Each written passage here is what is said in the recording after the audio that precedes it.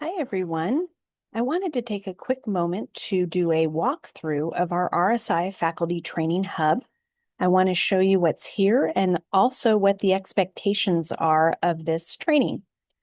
So to begin with, we have a short definition of RSI, a rationale as to why we're taking the training, and then we have an overall plan of what to do. And I'm going to take a closer look here so that you know what's expected. So in order to complete this RSI training, we are asking you to first just determine where you should start in the course. We'll talk about that in just a moment. It's located below. There are 3 options. Then we're going to ask you to complete an RSI self-assessment form for each unique online course prep that you are teaching. So for example, I'm teaching 3 different course preps, so I'm going to fill out 3 different forms. Just to give you a quick look, this is what a filled out form looks like for one of my classes. And so you will have one of these. I created it for this class, and then what I'm going to do is make a copy of it and do it for the next class, and then I will repeat that process. Then we're asking you to submit one of your RSI forms, only one, to the RSI self-assessment form assignment. We're going to ask you to take a brief RSI quiz, complete the quick RSI acknowledgement checklist, and then we're going to ask you to take each form that you created and place it in each of your online Canvas courses this semester, next semester, and the following semester. So 3 consecutive semesters in a row for all the online classes you are teaching. Once you've done it one time, it will be very easy for you to do it in the rest of your classes. So let's get started with step 1, where we're looking at where should we start in this course. So before you determine your path, it's a good idea to open up and take a look at an unpacked definition and expectations for RSI. And then once you've done that, there are 3 options for you. Option 1 is for faculty who feel really confident that they are meeting those RSI guidelines as set by the ACCJC. And if you open this up, you'll see your path, and it's the exact same path that you've seen above. Option 2 are for those faculty who feel fairly confident, but would like to use this time to reflect on your RSI practices. And for that, we've added one extra step with RSI resources for faculty. I actually really took some time to look at my classes and have reflected and have found it to be very valuable. I found gaps that I needed to fill.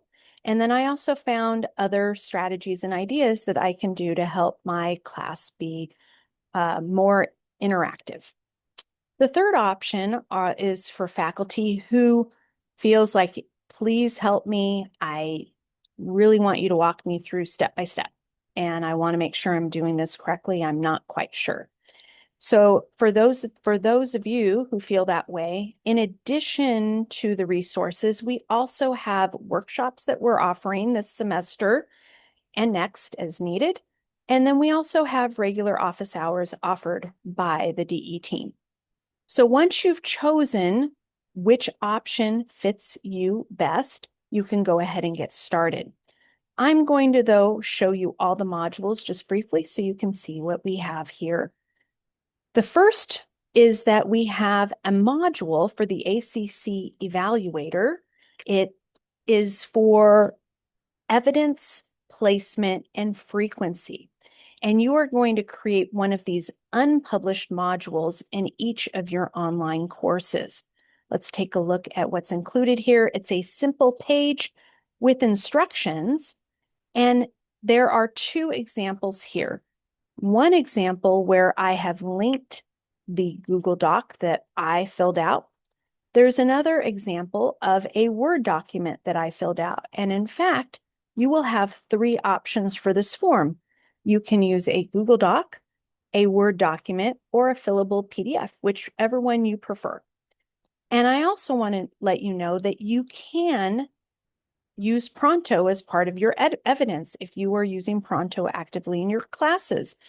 All you need to do is at the end of the semester, email our vendor, Sydney at Pronto, to make a request, and then you can include them here in this page located in the evidence placement and frequency module. Okay, so for our next module, we're going to take a look at the resources for faculty.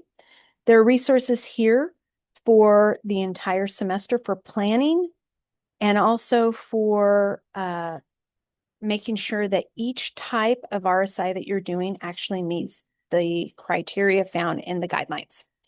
So you can start with a clear and warm welcome. There are some communication plan templates.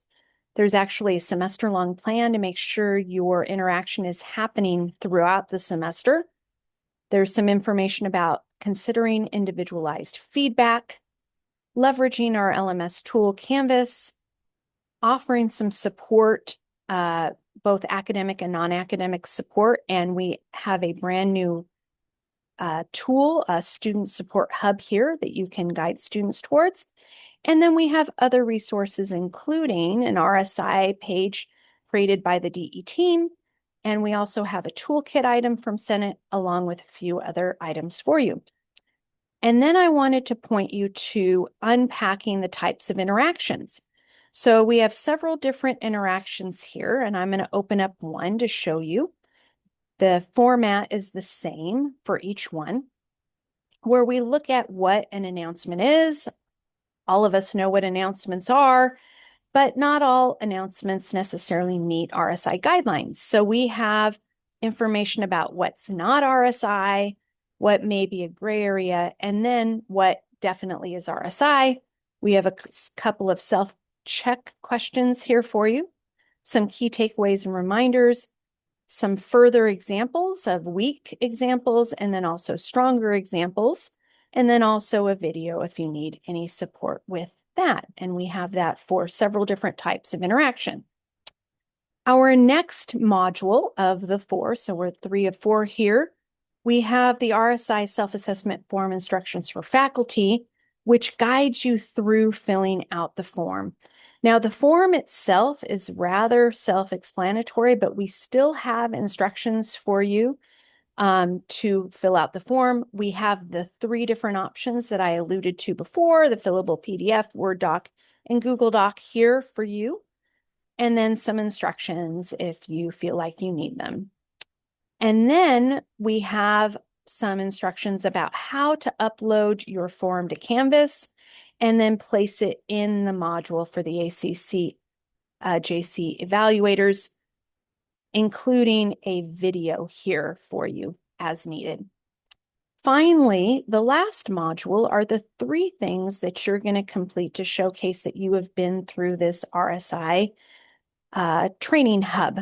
One is a quick quiz.